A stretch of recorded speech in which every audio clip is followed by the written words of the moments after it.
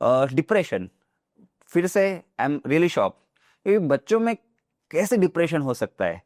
क्या प्रिविलेंस आपने ऑब्जर्व किए हैं आपके ओपीडी में, और क्यों होता है बच्चों को डिप्रेशन सर? अगर हम लोग प्रिवेलेंस की बात करें दो कॉन्टेक्स्ट में, इंडियन कॉन्टेक्स्ट में और जो आउट ऑफ इंडिया के कॉन्टेक्स्ट में बात करें, तो कहीं ना कहीं 2 to 4% जो बच्चे हैं, ये बताया गया है कि डिप्रेशन से कहीं ना कहीं पे गुजर रहे हैं। ठीक है, इंडियन कॉन्टेक्स्ट में अगर हम लोग बात करें तो ये प्रिवेलेंस डेफिनेटली ज्यादा है, क्योंकि बहुत बार हमारे कल्चर में और हमारे ओवरऑल जिस तरीके का फैब्रिक होता है, बहुत सारी चीजें अंडर रिपोर्ट होती है। जैसे आपने भी देखा कोविड में कितना डेथ्स हुआ, कोविड में कितने लोग सफर हुए, बट जो हिसाब से अंडर रिपोर्टिंग हुआ, that is some way a harsh reality of India.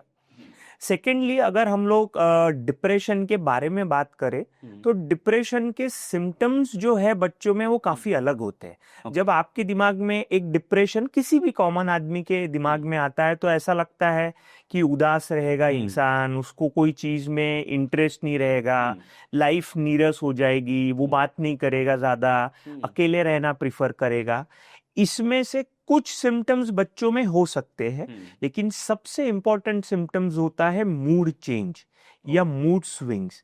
कोई भी बच्चा आपको लग रहा है कि सर नॉर्मल था 1 महीने 2 महीने 3 महीने पहले, और अभी हमने ऑब्जर्व किया है कि सर बहुत चिड़चिड़ा हो गया है, बहुत ज्यादा इरिटेट हो जाता है, इसका मूड बहुत जल्दी स्विंग होता है, कभी तो सर इतना बढ़िया रहता है और कभी तो बिल्कुल मैनेज ही नहीं कर सकते हैं।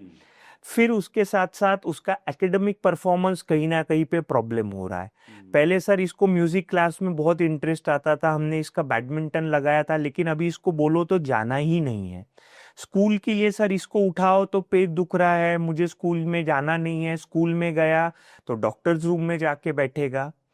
उसी प्रकार से कभी कभी मन में उदासी का भाव रहना, जो चीज में उसको इंटरेस्ट था, पहले सर हम हर संडे कहीं ना कहीं बाहर डिनर के लिए जाते थे, आजकल पूछो तो कुछ नहीं जाना है। घर पे उसके पसंद की चीज पिज्जा बर्गर डोसा पाव भाजी बनाओ तो उसको खाना नहीं है। तो ये कुछ चीजें हम लोग देखते हैं कि जो बच्चों के केस में थोड़ी सी अलग होती है अडल्ट के कंपैरिजन में।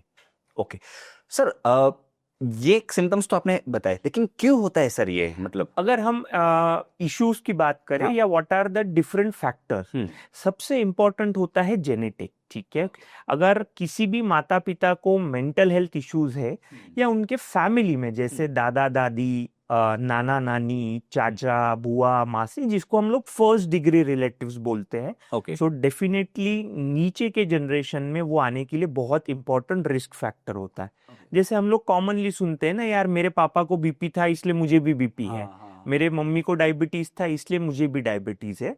तो मेंटल हेल्थ इश्यूज में भी ये जो जेनेटिक फैक्टर है वो इंपॉर्टेंट रोल प्ले करता है। Okay, second and important is because of the underlying stress.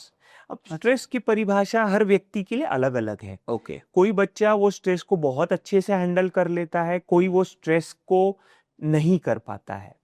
Third and important, आपका सोशल सर्कल, आपका ओवरऑल जो सपोर्ट सिस्टम है वो किस तरीके से है।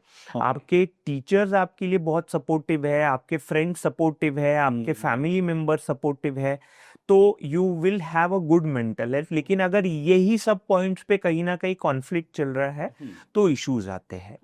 इसके बाद इन्वायरमेंटल फैक्टर्स का भी बहुत इंपॉर्टेंट रोल है। जिस तरीके से पोल्यूशन बढ़ रहा है, जिस तरीके से बाकी हम लोग इलनेसेस सुनते हैं, वायरल हो रहे हैं, डेंगू होता है, मलेरियाज होते हैं, या और भी शारीरिक समस्याएं हो सकती है।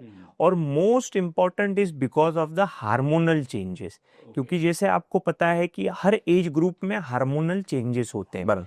8 साल के बच्चे के हार्मोन्स अलग होते हैं, किशोर अवस्था या अडोलेसेंट के हार्मोन्स अलग होते हैं, अडल्ट के हार्मोन्स अलग होते हैं। तो बहुत बार ये हार्मोन्स का भी इम्पोर्टेंट रोल रहता है। और लास्ट की अंडरलाइन कोई शारीरिक समस्या है, जैसे बहुत कॉमनली हम आजकल देख रहे हैं कि छोटे बच्चों में भी डायबिटीज होता है, छोटे बच्चों में थायराइड रिगार्डिंग इश्यूज है, बच्चों में B12 D3 की डिफिशियंसीज है, बच्चे में एनीमिया है।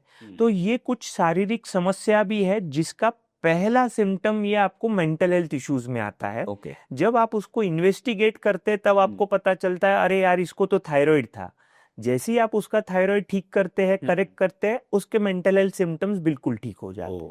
तो ये भी एक फैक्टर उसमें हो सकता है। Okay sir, age group very quick discuss कर लेंगे। कौन से एज ग्रुप में ये ऑब्जर्व किया है आपने कि डिप्रेशन ज्यादा है?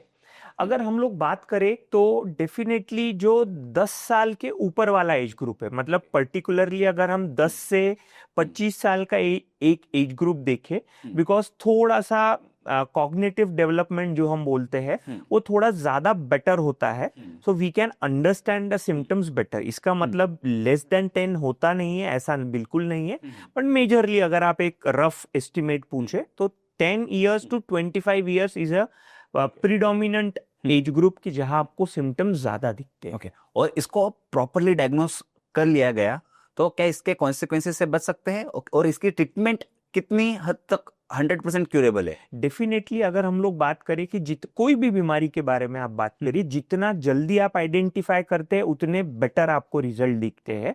और बच्चों में या एडोलेसेंट में होने वाले डिप्रेशन में भी सेम चीज है।